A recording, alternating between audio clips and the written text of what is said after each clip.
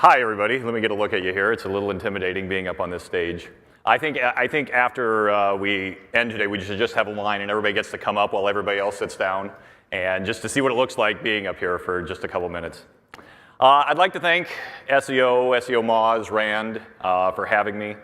This is a community that's given me so much. Can you imagine where the SEO community would be without SEO Moz? Just this huge vacuum. I'd like to thank Laura LePay for doing such a great job. Last year, that was my job. Let's give her a round of applause, yes. Last year, it was my job. This year, they traded up. So, 1 year ago at MozCon, which was really the greatest conference I'd ever been to, really opened my eyes to a lot of things. 1 year has passed since then, and in that year, so much has changed. Now, my topic today is about high ROI content strategies, but what I really want to talk today about is the future, because the future's coming. And in the last year, we've seen more changes from Google and Bing targeted towards SEO-specific activities than I can remember during any one-year time in the history of SEO. A lot of people are scared by change. But it doesn't really matter.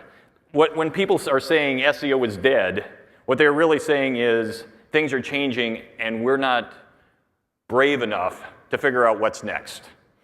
Because we're still going to be marketers, we're still going to be promoting things on the web, but I think what particularly frustrates SEOs is a lot of the techniques that we've relied on for years and years and years are just starting to go away.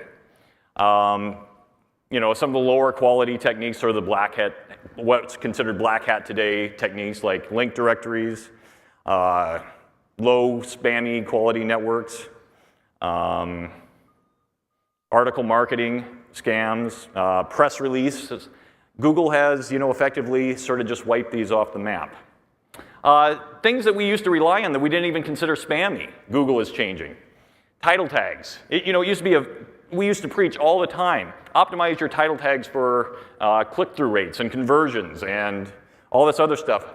And now Google, it's very common for them just to change your title tag. It wasn't even a spammy technique, it was best practices, but it's going away. By the way, I stole all my slides from AJ Cohn today, just so you know. And it's going away. Popular link building techniques. Anytime a link building technique becomes popular, it seems like it has a year or two at the top, and then Google comes by, we find ways to manipulate it, push the envelope a little bit too far. Google comes by and just sort of takes it away. And this is coming very soon. Even the fundamentals of SEO, anchor text, that has been around since the beginning of PageRank, since Larry Page started Google many years ago. We find ourselves trying to build anchor text that says click here instead of what we really want. All these techniques are going away. I spend a lot of time in the Q&A forums at SEO Moz, and I see that most SEO that people practice in the real world, not necessarily in this conference, but more common SEO, is usually a year or two behind the cutting edge stuff that we're talking about today. Most of us that's why we come to these conferences, so we can learn that cutting edge stuff. But you have to imagine Google and Bing, they're a couple years ahead of where we are today. We're sort of in the dark. And what I want to talk about now is instead of chasing these things that are going away, pursuing what Bing and Google are doing in the future so that we can be well ahead of the curve and well ahead of the rest of the online marketing world. Now, Google hasn't taken everything away. Google sometimes gives us great big gifts, and sometimes we're a little unappreciative of those gifts. Who's excited about Google+? Yeah. Yay. Yeah, that's usually what happens. Last year, Christy Baldsinger, if you were here for MozCon last year, she famously called it the third sock. Google+, the third sock. No one was excited. A lot of people want Google+ to sort of fail, to sort of fall by the wayside.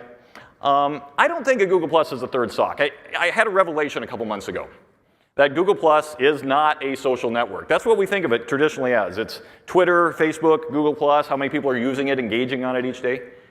Google really isn't using it as a social network. They're using it as a knowledge network. They're pushing it forward for local businesses. It's in the search results. It's becoming more prevalent than ever, despite, its supposedly low adoption rate, but it's here to stay. Now, AJ Cohn has a presentation later today specifically about Google+.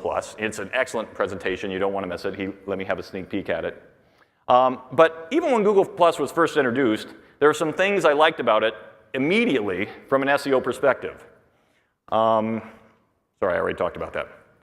Followed profile links. I mean, these are to die for. And you can put as many followed profile links in your profile as possible. I checked last night. These are showing up in my Google Webmaster Tools reports. Your profile has page rank. The more engaged you are, the more people who are have you in their circles, the more people linking to your page, the more values those have. I'm never going to get those from Facebook and Twitter. Same with post.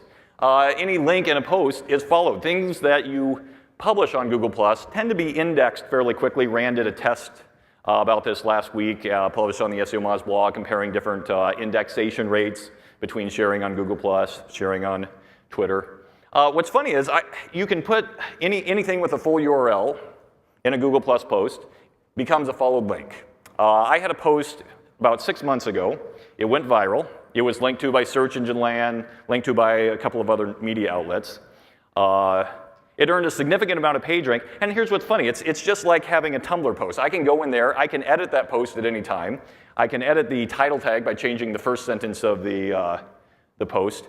It's a great resource that I'm not going to get with your regular social network. This really becomes content on the web in a way that Facebook content, Twitter, those other networks don't really become content. That content kind of tends to fall off the link graph and not influence things after a certain point. But this is kind of like your own personal blog. Finally, it's the only major social media platform with author profiles. And I think this is kind of cheating on Google's part because, Facebook and Twitter, they could implement the rel author tag, on their site, right? And you search for Twitter, and I could have the profile show up. And it might increase their click-through rate, but then they would be linking through to the Google+. But that's kind of funny, the author profile. When this came out, we all heard stories of, yes, get your author profile on, and you'll see an increase in click-through rate of 30%. Well, a lot of people tried this, and they didn't see that huge click-through rate. If you're like me, you might have a problem. You might be kind of ugly. We heard stories of people, I worked for months to get that author profile on. And when I finally did, I was so excited, and nothing happened. I mean, if anything, my traffic actually went down. And you hear these stories. I just don't want to click on that. At the time, this was my standard Google+ profile pic. And it took me a couple months of looking at this going, maybe that's not the most attractive picture that I could actually put up. But I'm an SEO, right? So what if I tested this? So I know enough Photoshop to be dangerous, so I started playing around with some different photos. Thank you. Had someone take some photos. I'd take a photo in Starbucks. I'd put it up for a week. I started playing around with backgrounds. You could say, possibly, I got a little obsessive about it. Yeah. Anyway. But then some magic started to happen.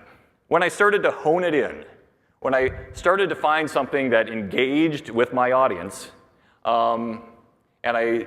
the great thing about it is once you change your profile in Google+, the change, and if you have the rel author tag implemented correctly and have your picture showing, it shows up almost immediately. You can see exactly what your profile is. As I tested this over a several-week time period, I used the click-through rate data in Google Webmaster Tools. It's under the Search Engine Optimization Report. It's one of the most underutilized reports in Google Webmaster.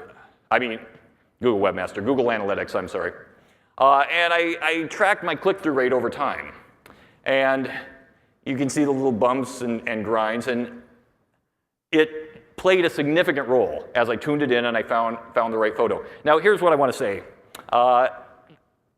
I ended up with a photo on a red background. What I found, this photo is attached to 3 different properties that are associated with my Google+ profile. It didn't increase the click-through rate for all my website properties, just one with my biggest audience. Rand has that beautiful yellow background that he uses in his profile pic. It depends. There's no rules. There's no yellow is going to work, red's going to work. It depends on your audience and your demographics. Sometimes female faces are going to work better. Sometimes male faces are going to work better.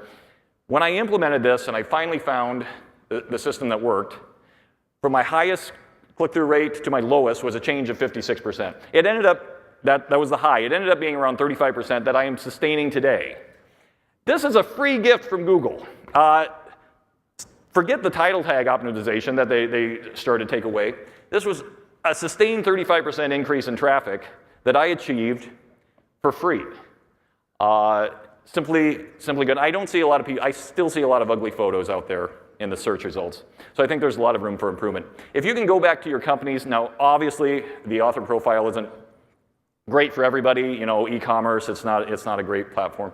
But if your company uses author profiles, how many links would it take to build to increase your traffic 35% just by changing a few photos? So this is something that's really awesome, in my personal opinion. Oh, and a bonus tool there, I found this last week, allmyplus.com. If you visit it, put in your Google profile ID, it will go through every data of every post you've ever written and give you back a bunch of statistics.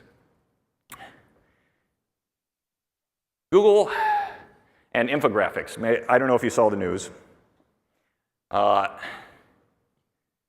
Matt Cutts is getting kind of angry about infographics.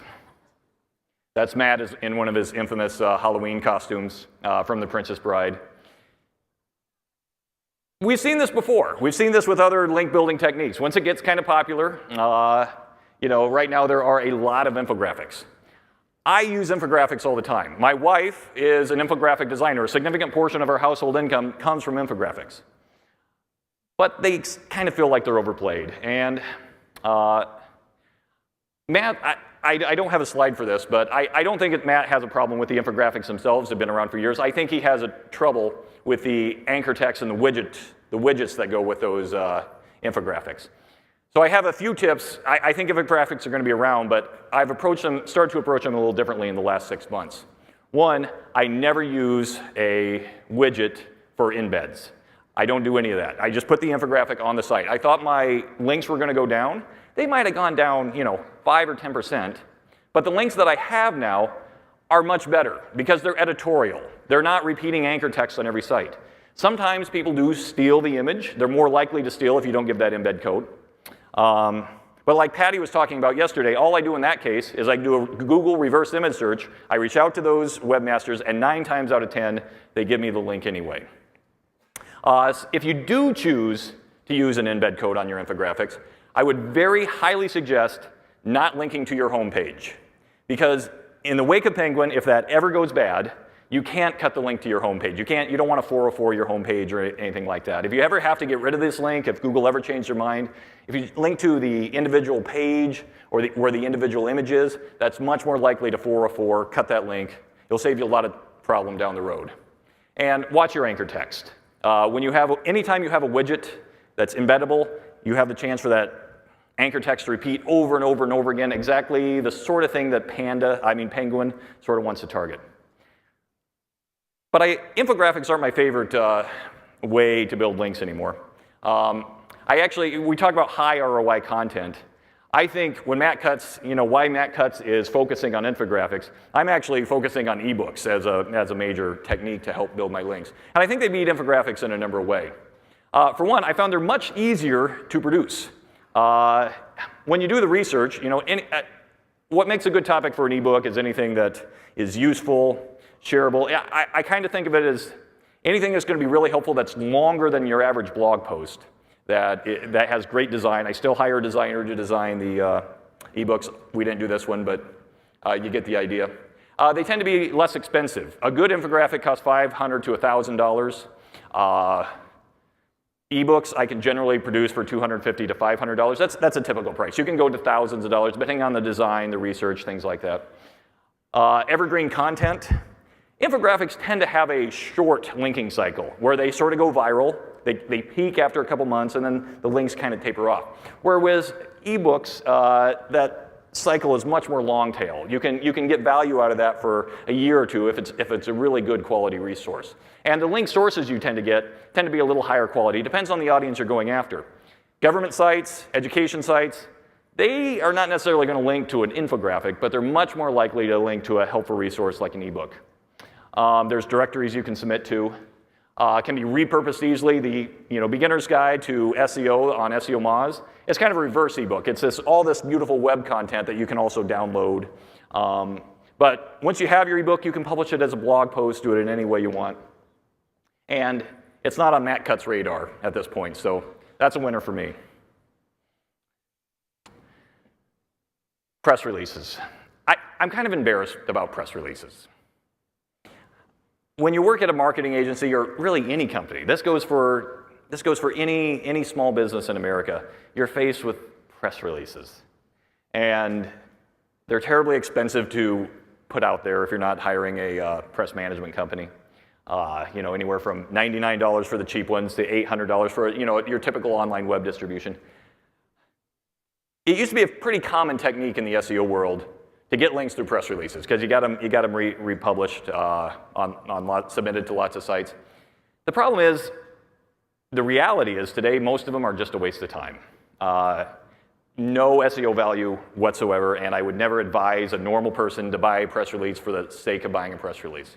The problem with press releases is you spend your money, you get this distribution report, and if you use a better service, they say, oh, your links we published in all these places, and it feels really impressive, makes you feel like you got your money's worth.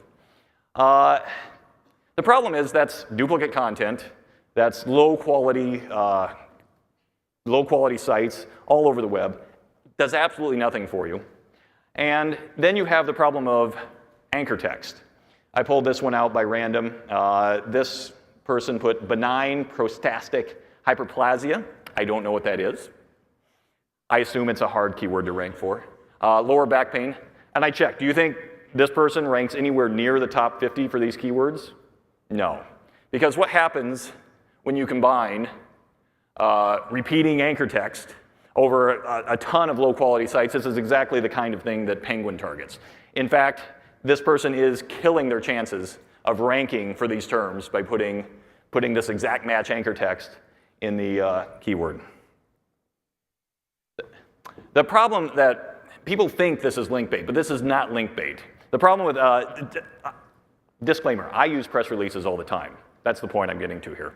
And I generally have about an 80% success rate with getting good quality editorial links from news sources and specialty publications.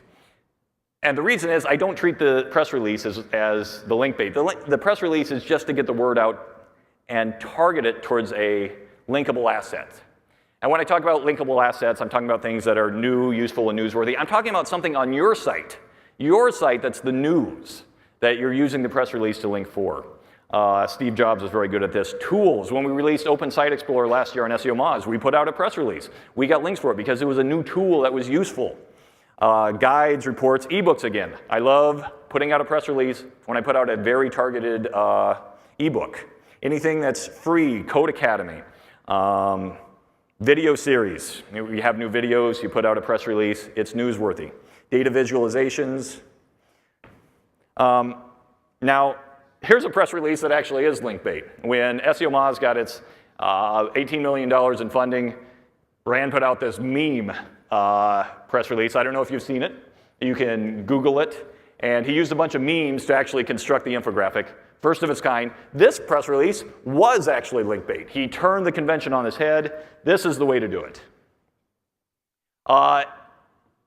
Taking it one step further, if you have to outsource the writing of your press content, it's great to hire a professional. There's a lot of third-party resources out there, Contently, Odesk, Freelancer, Guru, Elance. Hire a reporter to write your press release for you. Qualify, when in your job description, ask for examples of work that have been placed in high-quality sites. Because not only are you getting a professional writer at that point, you're getting someone who knows, has connections, and knows how to write stuff that gets put in things like Wired Magazine or Hacker News. That's what you want to look for. Leverage that content. One more thing while I'm talking about press. Haro, I thought it was worth mentioning because I used Haro for years. Anybody use Haro? Yeah. I used Haro for a long time and I hated it. It was a big waste of time because I would read through the thing, I would answer the queries, no one would ever call me back. It felt like I had leprosy. Then I kind of figured out the system of how to use it. And once I figured it out, it became a joy. And I was doing the same problem as with the press releases. I did not have a linkable asset that I was referring to. I was using my email, as the main source of outreach. But the first thing I do is I create a Gmail canned response, very popular. The most important thing when you use HARO, you're sending out these emails to reporters looking for sources. The most important thing you can put on there is a link to your expert page. Rand Fishkin has one of the best expert pages, in the SEO industry. This establishes you, lists all your qualifications, has great photos. This is your linkable asset that you want to send to reporters that puts it in their mind that, hey, you are worth someone talking about. And the last thing you put in that email is links to your top articles or content that establishes you as an expert. Because not only does it establish you as an expert, but these are exactly the same articles that the reporters will be linking to when they cite you as a source. And then just send this out to as many reporters as relevant. Don't worry if they don't contact you back right away. If your resources are good, they'll put you away in their Rolodexes, and they'll call you back and answer the phone. Reporters have ridiculously tight deadlines. If you don't get them back in 30 minutes, you often lose them. Finally, I want to talk about anchor text, because this one's very personal. I mean, if you're an SEO, you think about anchor text frequently. And in the last year, we've seen, it started a couple years ago with over-optimization filters, more recently with Penguin, where anchor text has turned into a bad thing. It's turned into an evil thing where you're not supposed to use the phrase that you want to rank for. And we see SEOs asking, what percentage of my links should be click here? Who wants to build a link that says click here? But that's exactly what we see. But here's the point. A lot of these methods that I'm talking about that Google is taking away, they're taking it away because it's not a ranking signal for them anymore. We're trying to hold on to the past, but Google has moved on 2 or 3 years into the future, and we need to be step in step with them. The reason click here is an okay link to build is because Google has so many other signals that it can draw upon that it doesn't need the anchor text like it used to. If you just think about it, there's probably 200 signals on this page that Google can draw from to figure out what that anchor text is about without even using the anchor text. Things like keyword proximity, contextual analysis, block analysis. If you think about it, reading level, Microsoft Word has been able to figure out the reading level on your desktop of a document for like a decade now. Think of where Google is, in terms of figuring out what audience this is appropriate to. And the more traditional things like title tag, page relevance, domain relevance, and inbound links and author authority. So many signals here that if these things aren't here, the anchor text is almost meaningless anyway. So click here. That's the mindset that I'm thinking about right now, and I encourage you to think about right now. That we don't need these things that Google is devaluing because they're not using them anyway. And if they're not using them, we should be able to build great, relevant links that raise our authority just by building these sort of links without the traditional signals.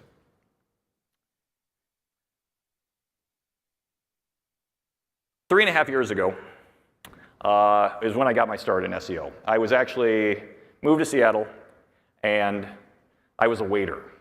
I had been a waiter, an actor, wildland firefighter, 15 years. I moved to Seattle. I worked in Pike's Place Market.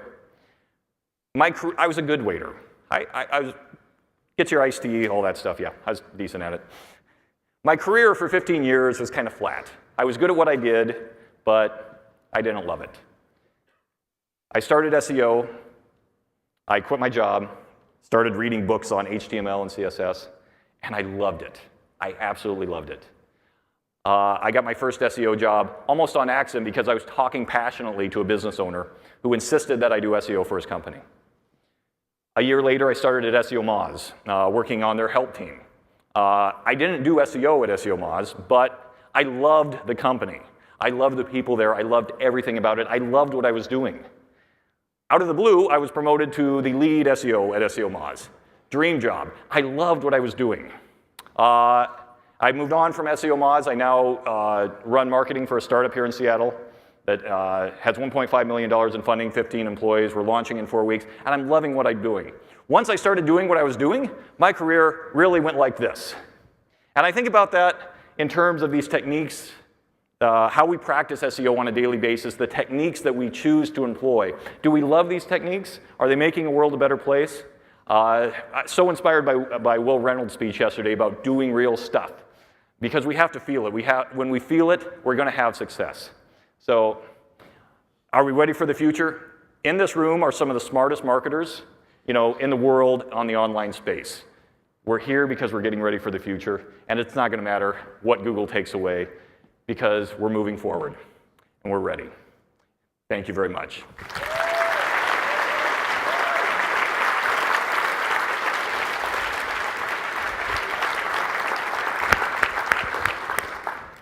Thank you, and thank you for the nice words. I really appreciate that. Yes. My hands are freezing. So that was fantastic. Do we have some questions? We have a few minutes. Oh, all ready to go. I have a comment, and this is an unusual way to use press releases that actually works. We have several clients who came to us in need of Penguin recovery, so they had used blog networks or built a lot of exact match anchor text. So what we did was really strategic. We, as part of the Penguin recovery process, submitted a press release with no anchor text, just a link back directly to their URL. We had an expert write it and submitted it out to all the press release sites. And believe it or not, with a client with very few other links, and those links are mostly low quality links, a press release alone will pull them back out of Penguin and back into actually ranking in the top 100 for Google for their keywords. So that's an unusual way to use press releases that's actually very effective. That's excellent. And basically, you're diversifying your anchor text because you had your proportion was out of whack for this particular term to this particular URL. I've been very curious about that. I'm glad to hear you've had success with it. I'd like to see some more studies about that to see if that actually works. Thank you for that. Oh, not you. This is Alex. He lives in Seattle. He runs his own SEO company here. Hey, Cyrus. Hey. It's going to be an easy one. I just wanted to hear kind of your thoughts on how the role of an SEO today is evolving, and kind of what that role looks like now compared to a few years ago, even. That's a tough one. A few years ago, I felt like the road to you kind of had a more clear roadmap. You followed the beginner's guide to SEO. You optimized everything. It's very clear. I like to tell my clients today that I'm going to fail at least 30% of everything I do. Each month, I'm going to deliver you a report, and 30% of everything I tried is going to fail. 10 to 20% of things that I've tried are going to succeed really, really well. Some months are better than other months. You never like to deliver bad news, but it's much more of a learning process. I like to say that it's supposed to get harder. We're getting more sophisticated as the search engines are going to get sophisticated. When you're in 4th grade, you don't take 3rd grade tests. You take 4th grade tests. And if you're really good, they give you 5th grade tests just to keep you on your toes. So that's the best analogy I can come up with. Anybody else? All right, thank you guys. You've been wonderful.